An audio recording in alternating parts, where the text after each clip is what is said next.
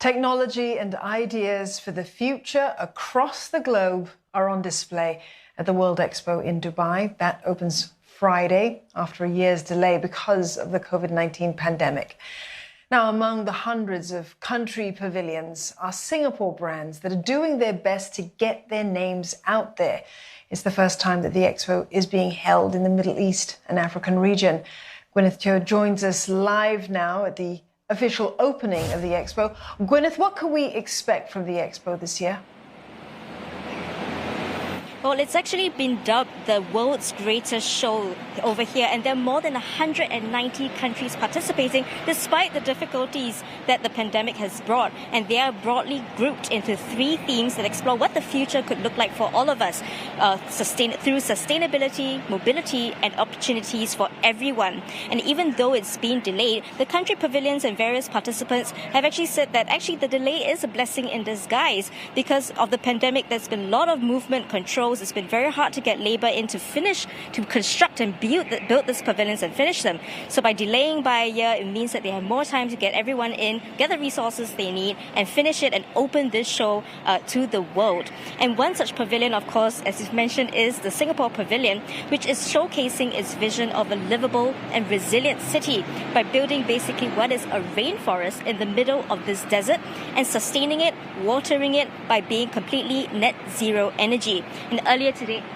earlier today, we actually caught up with Singapore's ambassador to the United Arab Emirates, who says that it being the first time that the Expo is being held here in the region shows that the UAE is open to the world, willing to engage with the world. And of course, Singapore's participation as well also shows that we are open and willing to engage despite the pandemic. Singapore has brand recognition over here. They are interested in what we've done, how we've done it. And how we've done it sustainably, like I mentioned as well. This is also a region of opportunity, like I mentioned. There are, I think by 2030, there are going to be something like 580 million people in this region. So that's a big market. It's a big opportunity for our companies as well. Gwyneth, tell us about the COVID-19 restrictions that are on site and in the city. What have you experienced?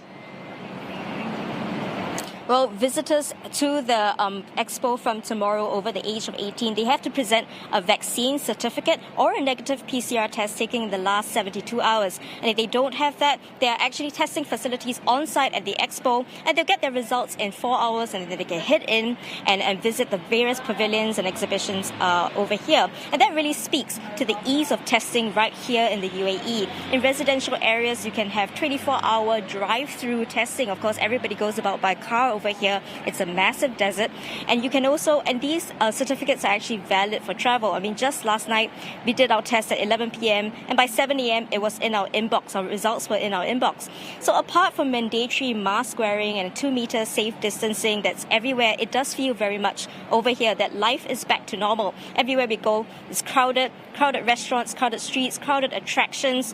Tourists are back. The hotel that we are staying in said they serve 600 people at breakfast today. And from tomorrow, they're expecting more than 1,000 visitors every day for the whole 6 months of the Expo, and they're all from all over the world. And after all, the UAE is targeting 25 million visitors for the 6 months of the Expo. That's a very important commercial target for every Expo to meet. So the 1st of October definitely has been a very focal point for Dubai's recovery from the pandemic, trying to make sure that airline connections to all the countries that they expect visitors from are up and running before tomorrow, making sure that they get cases down to just a few hundred cases a day, making sure that the vaccination rate is extremely high, one of the highest in the world at more than 80%, so that they can relax restrictions, welcome tourists, welcome visitors to the Expo, and make sure they can have a good time in this city. Thanks for that, Gwyneth. Thanks for the coverage of the Expo as well. And do stay safe there. Gwyneth Cho there in Dubai.